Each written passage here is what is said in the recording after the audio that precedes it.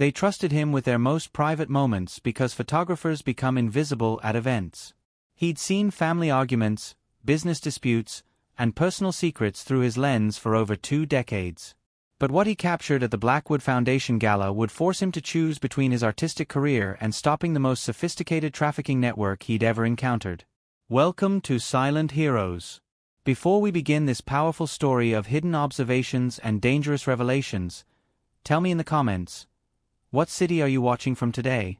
And if you believe stories like this deserve to be heard, hit that subscribe button. These stories matter.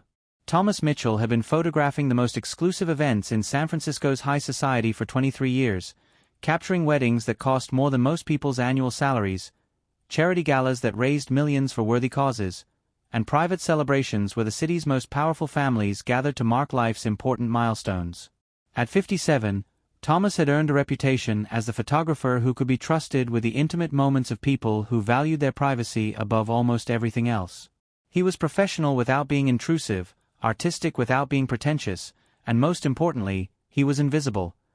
The kind of service provider that wealthy clients preferred to blend into the background until his work was needed. Thomas's studio on Union Street showcased 23 years of documenting San Francisco's elite social scene. Wedding portraits of judges and corporate executives, anniversary celebrations for political families, and charity events where celebrities and philanthropists gathered to support causes that looked good in society pages and tax documentation. The walls displayed photographs that told the story of a city's power structure through its celebratory moments. Mayors cutting ribbons at hospital dedications, federal judges receiving humanitarian awards, corporate executives presenting charitable donations to grateful recipients. Thomas had been present for the moments when San Francisco's elite demonstrated their public commitment to making the world a better place. But Thomas Mitchell wasn't just an event photographer. He was former Special Agent Thomas Mitchell, Federal Bureau of Investigation, with 20 years of service in surveillance operations that had taken him from organized crime investigations to counterintelligence work against foreign operatives operating on American soil. He'd spent 2 decades learning to observe human behavior with scientific precision, document criminal activities using techniques that would produce evidence admissible in federal court, and gather intelligence that could expose criminal networks that thought they were untouchable. Thomas's FBI career had ended with an early retirement package following a shooting incident in Oakland that had left him with chronic anxiety, post-traumatic stress, and an inability to handle the pressure of active law enforcement operations. The incident had involved a human trafficking investigation that went wrong when corrupt officials provided advance warning to the criminal network, resulting in the deaths of 3 federal agents and the escape of trafficking victims who were never recovered. The Bureau had offered desk assignments, consulting positions with private security firms, and teaching roles at the Federal Law Enforcement Training Center, but Thomas needed work that would allow him to use his observational skills without the constant threat of violence that made normal law enforcement impossible. Photography had been perfect therapy for someone who'd spent 20 years watching people through surveillance equipment and telephoto lenses. The transition from documenting criminal behavior to capturing life's celebratory moments had provided exactly the kind of healing that traditional counseling couldn't achieve. Instead of gathering evidence to put people in prison, Thomas was creating memories that families would treasure forever. For 23 years, Thomas had deliberately avoided noticing anything that might compromise his client's privacy or his own peace of mind. He developed selective blindness to the kind of details that would have been valuable intelligence during his FBI years: unusual behavior patterns, suspicious conversations, and the kind of inconsistencies that suggested people weren't who they appeared to be in public. Thomas had trained himself to see only beauty, art, and genuine emotion through his camera lens. Wedding ceremonies where love triumphed over practical considerations, charity events where wealthy people demonstrated genuine concern for those less fortunate, and family celebrations where multiple generations gathered to honor traditions that strengthened communities. But this Saturday evening was different. This Saturday evening, Thomas was photographing the annual Blackwood Foundation charity gala, and his camera was capturing details that 20 years of federal surveillance training made impossible to ignore. The Blackwood Foundation Gala was San Francisco's most exclusive charitable event, drawing philanthropists, corporate executives, and political figures who donated millions to causes supporting underprivileged children worldwide. The event was held at the Fairmont Hotel's Grand Ballroom, with ticket prices starting at $10,000 per person and rising to $50,000 for premium sponsor tables. Thomas had photographed the Blackwood Gala for 8 consecutive years, documenting the elegant evening where the city's wealthiest citizens demonstrated their commitment to helping children in developing countries access education, medical care, and basic human rights. It was exactly the kind of event that made Thomas feel good about his work, using his artistic skills to document genuine philanthropy that made real differences in children's lives. The Foundation's mission statement was inspiring: protecting vulnerable children worldwide through education, healthcare, and advocacy programs that ensure every child has the opportunity to reach their full potential in safe, nurturing environments.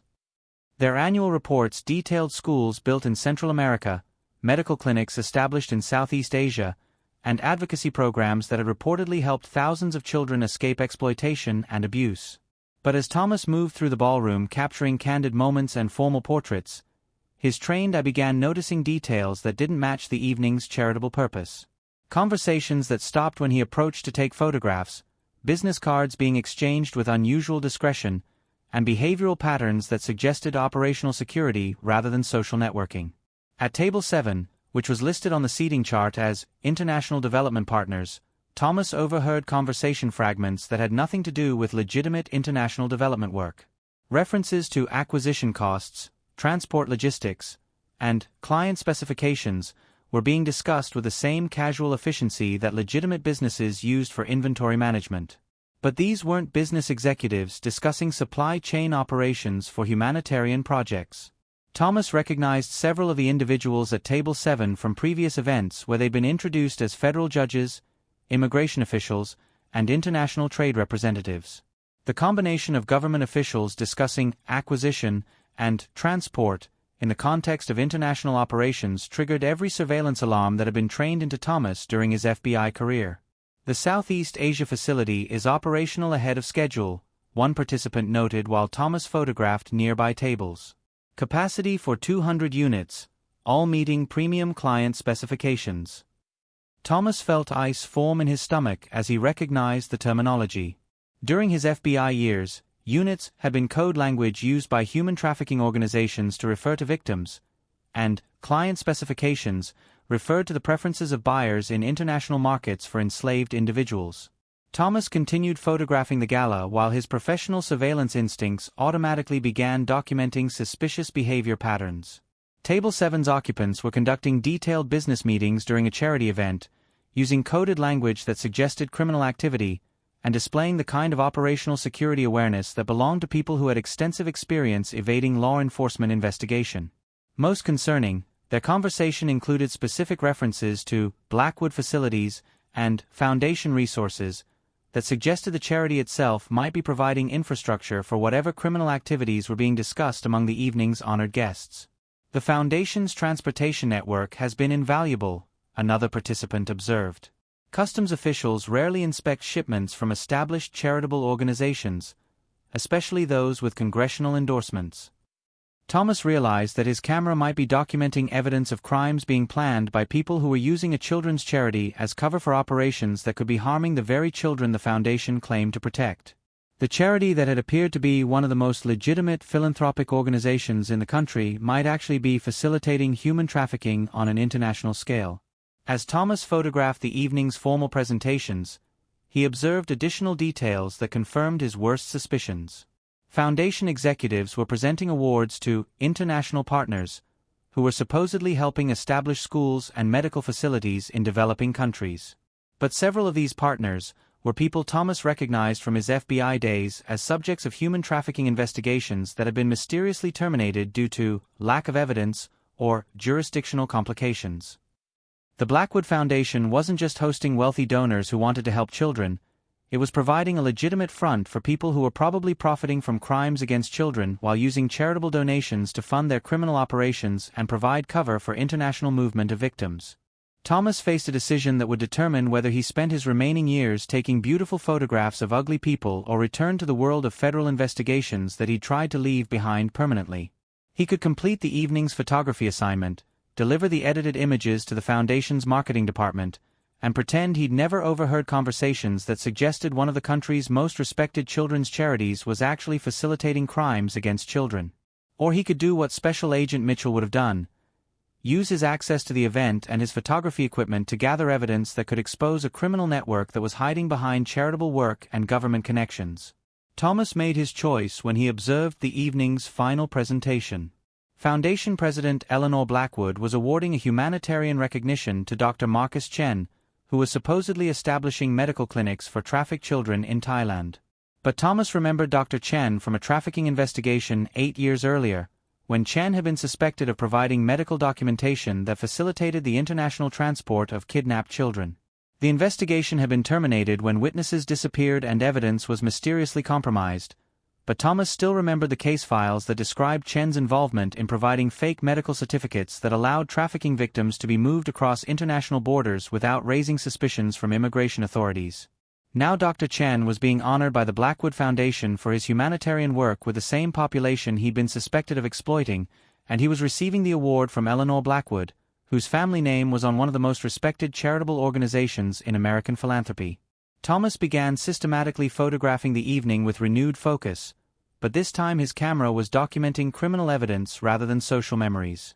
Every conversation that included suspicious terminology, every individual who displayed operational security behaviors, and every interaction that suggested criminal coordination was captured with a kind of detailed precision that Thomas had used during 20 years of federal surveillance operations.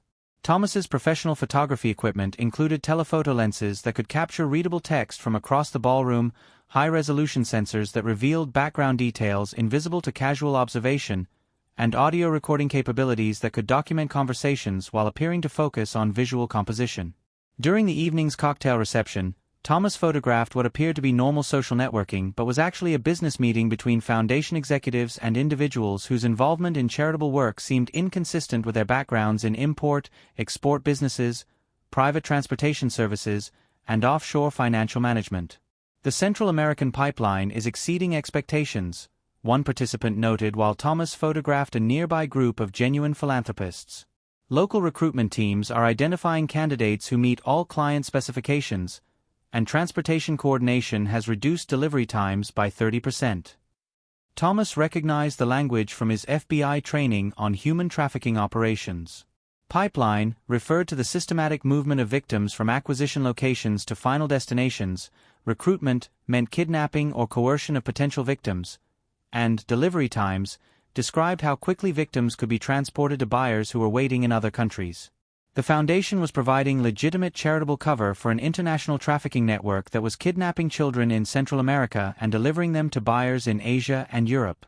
The same organization that publicly claimed to protect vulnerable children was actually facilitating their exploitation by providing transportation, documentation, and government connections that made their criminal operations essentially immune from law enforcement investigation. Thomas continued documenting the evening while his surveillance training automatically analyzed the organizational structure being revealed through casual conversation. The trafficking network included foundation executives who provided operational cover, government officials who ensured protection from investigation, transportation specialists who handled logistics, and medical personnel who provided documentation that facilitated international movement of victims. But Thomas also realized that his photography activities were beginning to attract attention from security personnel who weren't typical event staff. Several individuals in expensive suits were monitoring his movements with a kind of professional awareness that belonged to people trained in counter-surveillance techniques. Thomas had been made. His surveillance activities were being watched by people who understood that a photographer with his level of access and equipment could potentially gather evidence that would compromise their entire operation.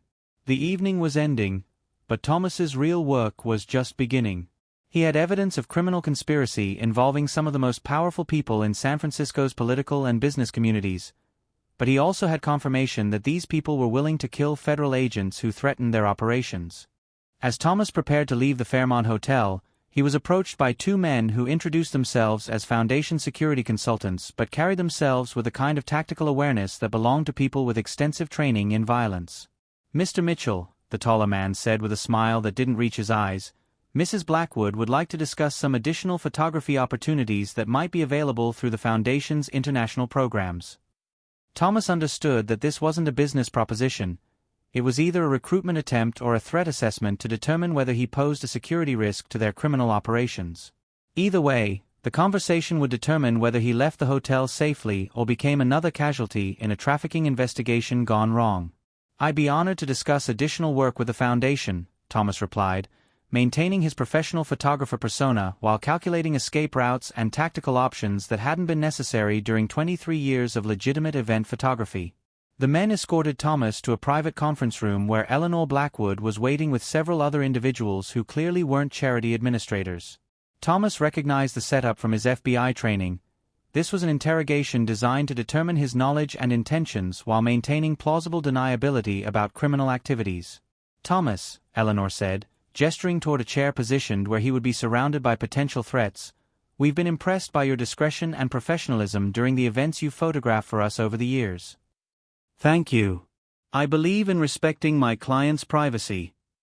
"Privacy is important in our line of work," Eleanor continued, "especially when that work involves sensitive international operations that could be misunderstood by people who don't appreciate the complexities of global humanitarian assistance." Thomas realized that Eleanor was offering him a choice: join their criminal organization or be eliminated as a security threat. It was the same recruitment approach that trafficking networks used with corrupt officials: provide an opportunity to profit from criminal activities or face consequences for refusing to cooperate. "What kind of international operations?" Thomas asked, playing the role of someone who was interested in learning more about lucrative opportunities. "The foundation operates facilities in several developing countries where we provide specialized services for children who require particular types of assistance," Eleanor explained. "Documentation of these programs requires photographers who understand the sensitive nature of our work." Thomas understood exactly what Eleanor was describing. The foundation was offering him assignments to photograph trafficking facilities where kidnapped children were being prepared for transport to international buyers. The photographs would probably be used for marketing purposes, allowing buyers to select specific victims based on visual presentations. It was the most sophisticated trafficking operation Thomas had encountered during his FBI career, a criminal network that used legitimate charitable work as cover while corrupt government officials provided protection from investigation and wealthy philanthropists provided funding through tax-deductible donations that were actually payments for criminal services.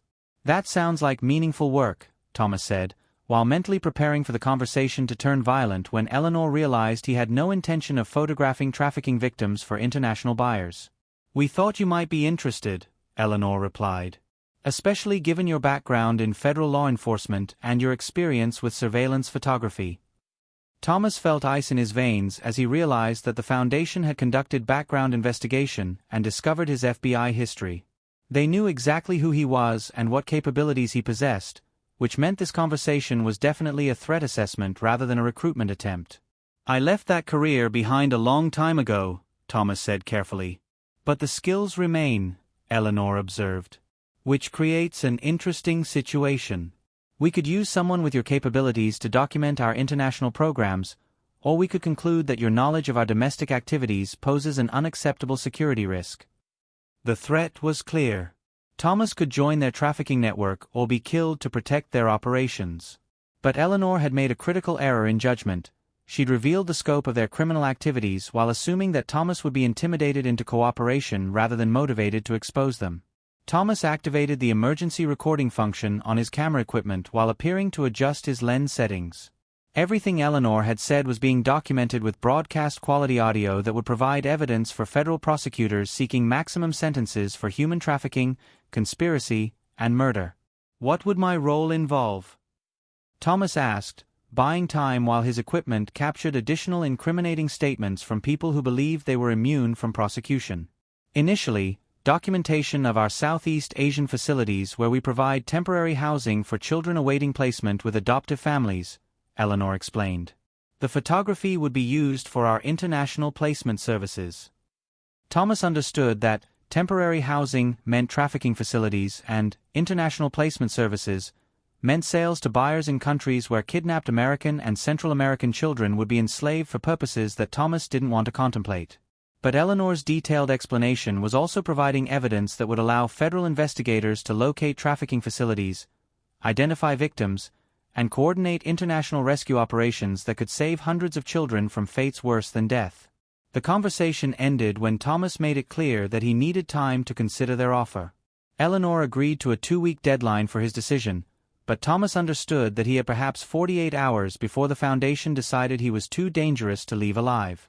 That night, Thomas activated communication protocols he hadn't used since his FBI retirement, reaching out to former colleagues who had transitioned to positions in federal task forces targeting human trafficking operations. His photography equipment had captured hours of incriminating conversations, facial recognition data on participants, and detailed intelligence on an international trafficking network that had been operating under charitable cover for over a decade. The federal response was immediate and comprehensive. Within 18 hours, joint task forces from the FBI, Immigration and Customs Enforcement, and international law enforcement agencies were coordinating simultaneous operations across 12 countries to dismantle the Blackwood Foundation trafficking network. Thomas's evidence had provided the breakthrough that federal investigators had been seeking for years. Previous trafficking investigations had failed because the criminal network included corrupt officials who provided advance warning of law enforcement operations, but Thomas's accidental infiltration had bypassed all of their security measures. The photographs from the charity gala identified corrupt judges who had been dismissing trafficking cases, immigration officials who had been facilitating illegal transportation of victims, and business leaders who had been providing funding and logistic support for international criminal operations. But the real intelligence value was in the operational details that Eleanor Blackwood had revealed during their private conversation. Federal agents now had locations of trafficking facilities, transportation routes used to move victims, and financial networks that could be traced to identify additional participants in the criminal conspiracy. 2 weeks later, coordinated raids across 3 continents resulted in the arrest of over 200 individuals connected to the trafficking network, the rescue of more than 400 children from facilities in 8 countries, and the seizure of financial assets worth over $300 million that had been generated through the sale of kidnapped children. Eleanor Blackwood was arrested at her Nob Hill mansion while attempting to destroy evidence that would have revealed the identities of government officials who had been protecting her organization. The Blackwood Foundation was dissolved, its assets were forfeited to fund services for trafficking survivors, and its international facilities were converted to legitimate rehabilitation centers for rescued victims. But for Thomas, the real victory was measured in smaller, more personal terms. The children whose photographs he'd been asked to take for international buyers would never experience that trauma. The families whose children had been kidnapped by Foundation acquisition teams would be reunited with victims who had been rescued from trafficking facilities. And the corrupt officials who had been protecting criminal operations would face federal prosecutions that would prevent them from ever again facilitating crimes against children. 3 months later, Thomas stood in a federal courthouse in San Francisco, testifying in proceedings that would result in life sentences for human trafficking, conspiracy to commit murder, and corruption charges that reached into the highest levels of California's government and business communities. His photography equipment had captured evidence that federal prosecutors described as the most comprehensive documentation of an international trafficking network in the history of American law enforcement. But Thomas's testimony was protected through witness security protocols that concealed his identity from the remaining members of criminal organizations who might seek retaliation. After the trials concluded, Thomas received an offer from the Department of Justice to join a specialized unit that used photographers, journalists, and other media professionals to investigate criminal organizations that hid behind legitimate businesses and charitable activities. Your experience demonstrates that people in your profession have unique access to environments where traditional law enforcement can't operate effectively, the federal coordinator explained. We'd like to create a program that uses those capabilities to identify and expose criminal networks before they can harm more victims. Thomas accepted the position, understanding that his accidental discovery at a charity gala had led to the most important work of his career. Some evil hid behind the most beautiful facades, and some monsters disguised themselves as the people who claimed to protect innocent children. The trafficking network that had operated under charitable cover was completely destroyed, but Thomas knew that other networks were probably operating behind other legitimate organizations that provided perfect camouflage for criminal activities. His new position would allow him to use his photography skills and surveillance training to identify those operations before they could destroy more lives. 23 years after leaving federal law enforcement, Thomas had discovered that his most important mission was just beginning. The children who had been rescued from trafficking facilities would receive therapy, education, and support services that would help them recover from trauma and build normal lives. But they would also know that their rescue had begun when one person with the right training was in the right place at the right time with a willingness to risk everything to protect them. So now I ask you, Have you ever met someone whose ordinary profession concealed extraordinary capabilities? Someone who chose to confront evil when they could have looked away?